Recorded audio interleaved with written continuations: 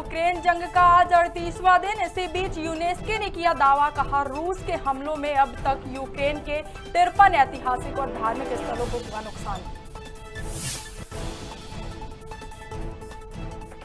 भारत का भेजा oil tanker पहुंचा श्रीलंका, जल्द ही शुरू हो जाएगा फ्यूल डिस्ट्रीब्यूशन। फ्यूल क्राइसिस से जूझ रहा श्रीलंका।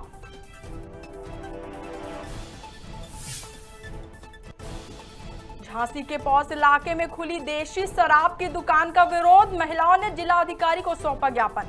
कार्रवाई न होने पर आंदोलन की कही बात।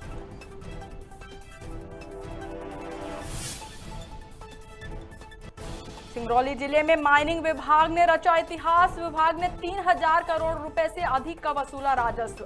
कलेक्टर ने दी सबको बधाई।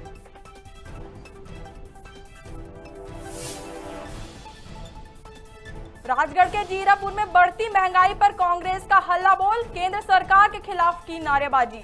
पूर्व ऊर्जा मंत्री प्रियव्रत सिंह समेत कई दिग्गजों ने किया प्रदर्शन।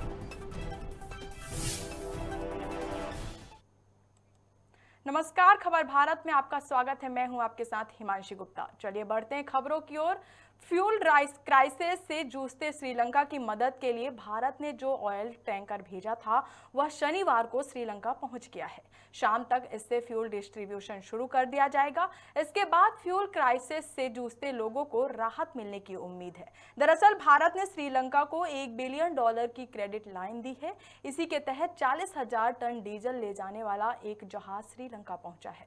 बता दें कि श्रीलंका में गहराती आर्थिक समस्या के बीच राष्ट्रपति गोतबाया राजपक्षे ने शुक्रवार को आपातकाल का ऐलान कर दिया था। आदेश में कहा गया कि देश की सुरक्षा और आवश्यक सेवाओं की आपूर्ति के रखरखाव के लिए ये फैसला लिया गया है। इसके बाद पूरे देश में सुरक्षा बढ़ा दी गई। शनिवार को राजधानी कोलंबो में सेना की तैयारी के बीच दुकानें खोली गई ताकि लोग जरूरी सामान खरीद सकें।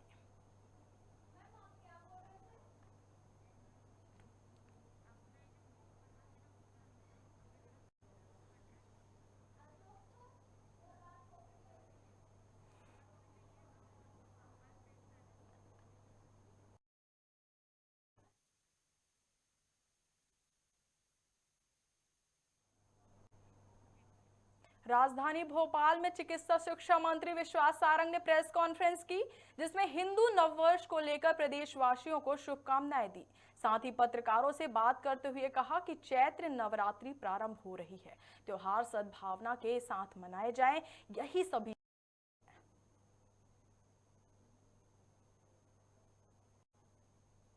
सभी को बहुत बहुत शुभकामनाएं। आज से नवरात्रि भी शुरू हो रही है। हम सब मिलकर जगत जननी माँ की पूजा करेंगे, अर्चना करेंगे, इस भाव और इस भावना के साथ कि उनकी अनुकंपा, उनका आशीर्वाद हमें मिले और उसके साथ साथ ये प्रदेश और ये देश भी आगे बढ़े।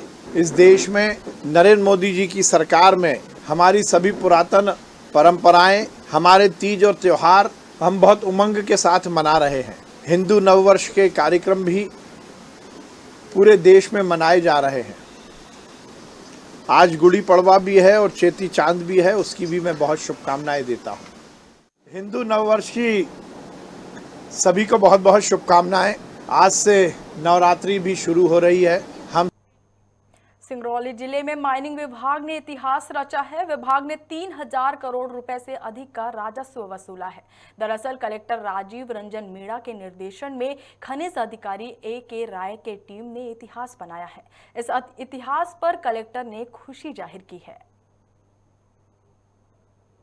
जिले के जो माइनिंग के क्षेत्र में जो बजट दिया था वित्तीय, उससे कहीं अधिक सिंगरौली जिले ने उसकी पूर्ति की है।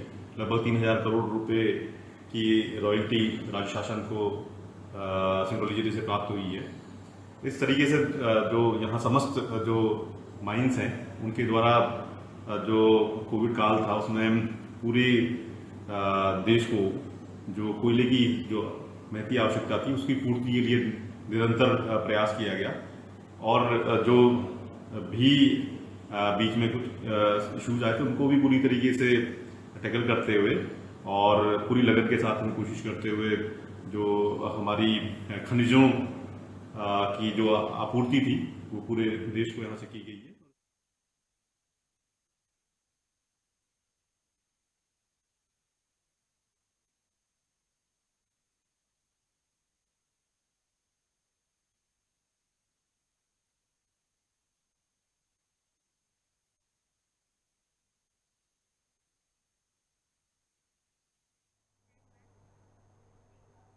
राजगढ़ के जीरापुर में बढ़ती महंगाई को लेकर कांग्रेस कार्यकर्ताओं ने केंद्र सरकार के खिलाफ प्रदर्शन किया।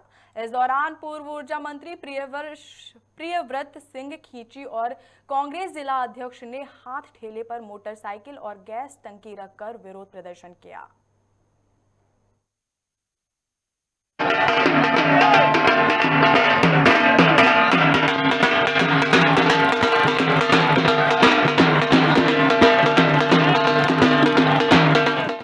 राजीव गांधी जी ने एस्पा कानून लगाया, armed forces special powers act अगर किसी ने लगाया तो राजीव गांधी ने कश्मीर में लगाया। भारतीय थल सेना भेजी, वहां पे आतंकवाद जो अपना स्तर उठा रहा था उसको कुचलने के लिए एक एक चप्पे चप्पे पे सैनिक तैनात किया।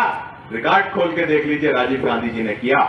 और जब ये कश्मीर फाइल्स पिक्चर बनी है, जिस समय की ये विवरण दिया जा रहा है, वो समय तब था जब आपके लाल कृष्ण आडवाणी जी की 84 सीटों के माध्यम से विश्वनाथ प्रताप सिंह की सरकार केंद्र में थी। आपकी समर्थन से केंद्र में सरकार खड़ी थी और आपका राज्यपाल था कश्मीर में नियुक्त। मस्तूरी के जौंदरा चौक स्थित जेसवानी कपड़े की दुकान में भीषण आग लग गई, जिससे लाखों का सामान जलकर खाक हो गया। वहीं मौके पर पहुंचे 4 दमकल कर्मियों ने कड़ी मशक्कत के बाद आग पर काबू पाया।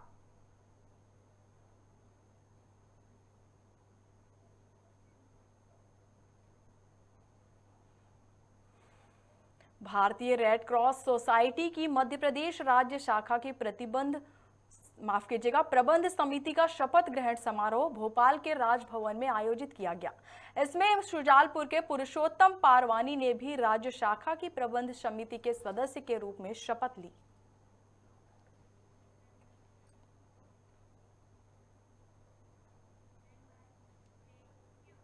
अलीराजपुर के आंबुआ में प्रशासनिक अमले ने जेसीबी की मदद से अतिक्रमण हटाया और कलेक्टर के निर्देश पर अतिक्रमणकर्ता के खिलाफ कार्रवाई की। आपको बता दें कि आरोपी सुर सिंह ने शासकीय सामुदायिक भवन की छत पर अवैध कब्जा कर आरसीसी का निर्माण किया था। फिलहाल पुलिस ने आगे की कार्रवाई शुरू कर दी है।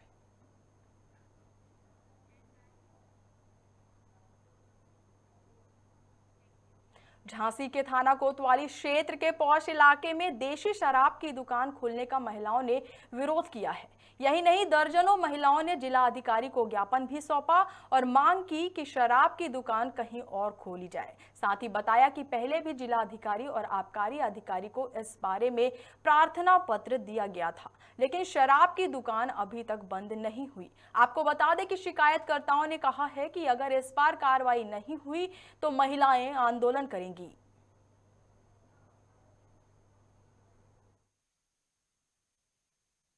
और हम लोग जिला अधिकारी के पास अपने मोहल्ले में देसी शराब की जो दुकान खुली है उसके बारे में आए, क्योंकि हम लोगों की कॉलोनी एक बंद कॉलोनी है। उस कॉलोनी में कुछ अवैध लोगों ने कब्जा कर लिया और कब्जा के बाद उन्होंने हम लोगों को जैसे अभी ड्रग्स की सिगरेट बेचते थे और भी काम करवाते थे, गलत काम करवाते हैं। हम लोगों ने ऑब्जेक्शन नहीं किया, लेकिन ये दारू का सवाल है। केशव यादव जो अवैध कब्जा किए हुए हैं उनके ऊपर कई केस है। हम लोगों कॉलोनी वालों ने कई केस है।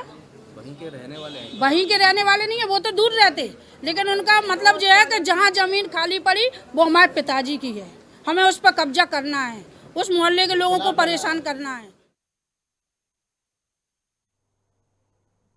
शुजालपुर में सिंधी समाज ने भगवान झूलेलाल के जन्मोत्सव पर 7 दिवसीय प्रभात फेरी का आयोजन किया। साथ ही मंदिर में कीर्तन भजन का आयोजन भी किया। बता दें, सिंधी समाज की वाहन रैली में 200 से अधिक वाहन शहर में निकले। अंबिका नगर की सिंधी धर्मशाला में महाप्रसादी भंडारे का आयोजन भी किया गया।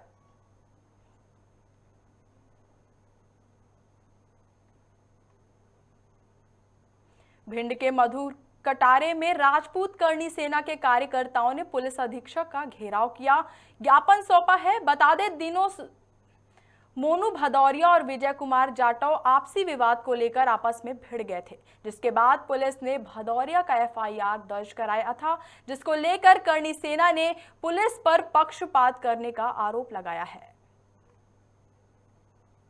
हम लोग वही माननीय पुलिस अधीक्षक जी के पास आए थे, तो अपने एसपी साहब तो मिले नहीं, एडिशनल साहब को ज्ञापन के माध्यम से हमने अवगत कराया है अभी 4 दिन पहले की बात है, मोनू भदौरिया जो निवासी कीरतपुरा, इसकी सरियों से मारपीट की, इस हॉस्पिटल में ये भर्ती रहा। जब ये और आरोपी जो था, आरोपी के खिलाफ जब एफआईआर दर्ज कराई गई तो एफआईआर के बाद वो आरोपी थाने गया, वहाँ से जमानत करवाने के बाद आया, दूसरे दिन उसने फर्जी हर्जाना एक्ट लगा दी। तो इससे आके उसको मतलब वही पिटाया और उसी के खिलाफ कार्रवाई हो गई दोबारा से हरजन थाने में। दूसरे दिन यही प्रकरण इनके साथ हुआ है जो राजू भदौरिया जी के साथ, शास्त्री कॉलोनी बी ब्लॉक, उनको भी ऐसे ही फर्जी हर्जाना एक्ट में फंसाकर उनको वहाँ बंद कराने की कोशिश कर।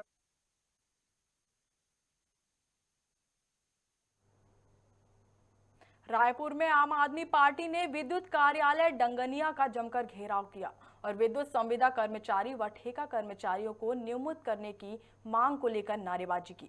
आपको बता दें कि आम आदमी पार्टी अपनी मांगों को लेकर बीते 20 दिनों से धरना कर रहे हैं, लेकिन विद्युत विभाग उन्हें अनसुना कर रही है। इतना ही नहीं, पार्टी प्रदेश अध्यक्ष तेजेंद्र तोडेकर ने बताया कि अगस्त 2021 में 12 दिनों तक आंदोलन के बाद नवंबर में नई भर्ती के माध्यम से नियमित करने का आश्वासन मिला था। बावजूद इसके अभी तक कोई सुनवाई नहीं हुई।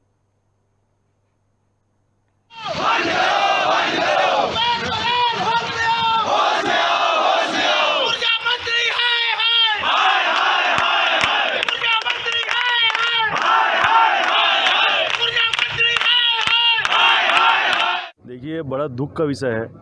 आज पूरे प्रदेश में लाखों विद्युत कर्मचारी हैं।